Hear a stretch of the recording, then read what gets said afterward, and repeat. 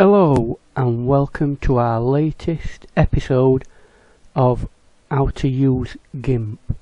This particular lesson will look at the user interface. That is what you are looking at now. The user interface, like most programs, has a main set of commands. On this particular program, it also has a set of tools, and on the right hand side normally it has a set of pop out boxes that have various different uses. If you click along these things here,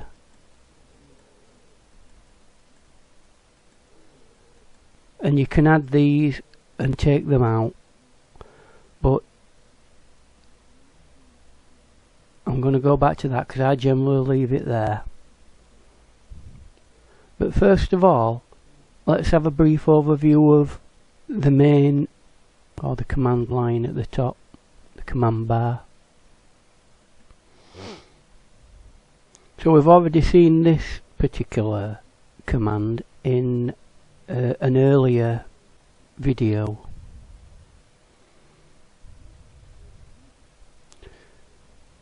and obviously that takes you to a box that can help you set up a brand new page if you've not got anything already. If we come down to this, create, we'll see there's quite a few different options there, and we're going to go through all these bit by bit, and in a video coming up in the not too distant future, we're going to look at how to create very quick and easy logos using this particular set of commands.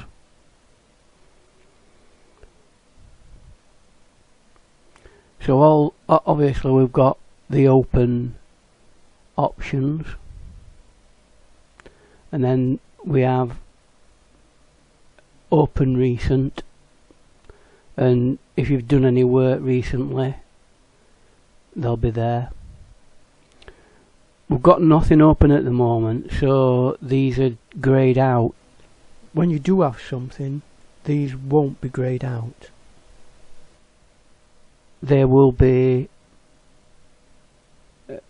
usable, and this section here is for saving files that are native to the GIMP program.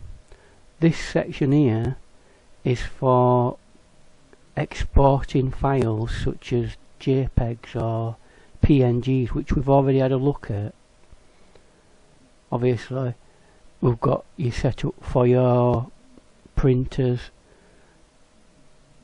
and properties of the actual page, and then your tools for closing the program.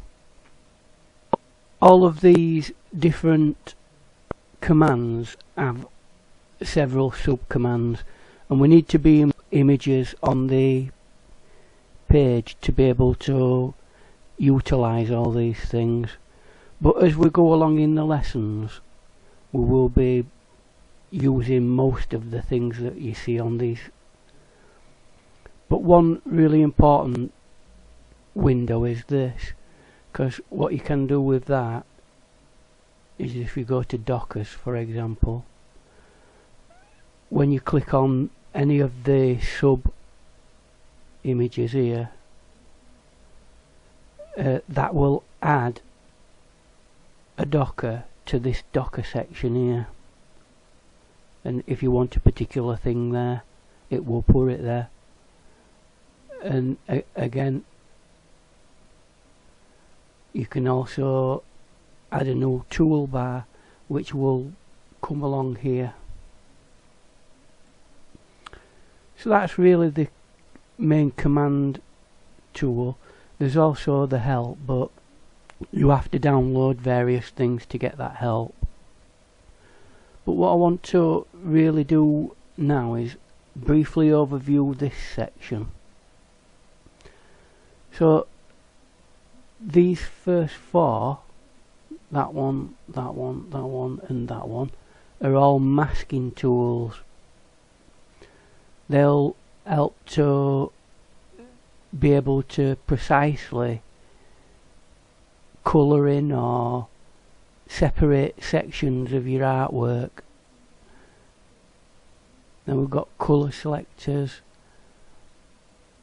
we've got cutting out tools,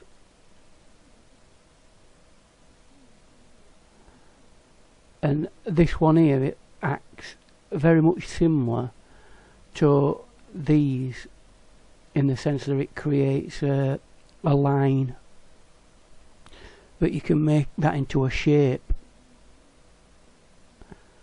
We've got a colour picker, so if you've got a particular colour that you want to try and find or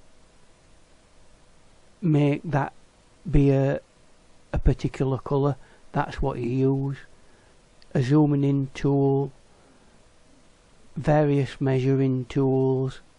This is an important tool here for moving objects and layers independently. You click on the actual tool itself and it will whatever layer you're on at that time, you can move it. You've got your alignment tools which help you to center things.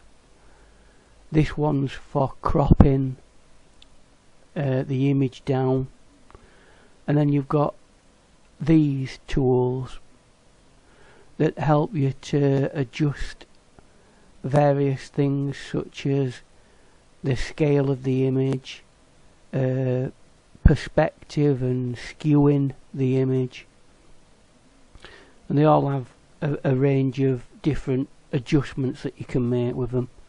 This one's for your text, that one's your fill bucket. If you put that on an area, it will fill it with the colour that you've already got.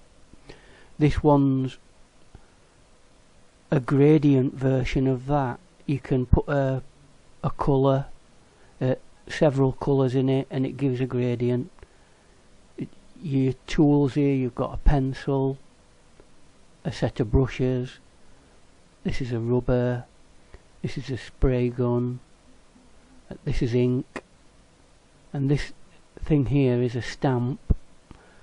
Now that clones everything that you place a certain marker on, and it will clone it, and that's a similar kind of thing. And that's another version of this, but it's in perspective.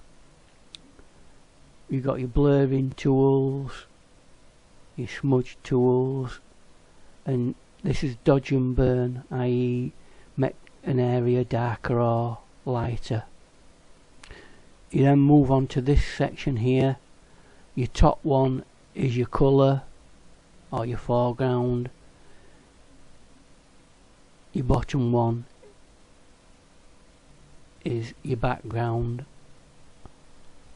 That switches them round, and you can literally, by clicking on that, change that whatever colour you want it, like that.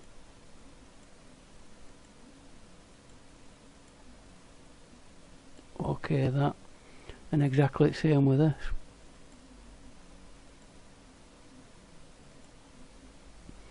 So that's that area, and that area looked at. What we will do in the future is look how this set of tools are affected by when we click on each one of these things, and we'll also start to have a look at what impact using these tools has on all of these here, which help you to understand how the image is being formed. So thank you for having a look at this video, and we'll continue to keep making these videos to help people to understand how to use digital art. Thank you.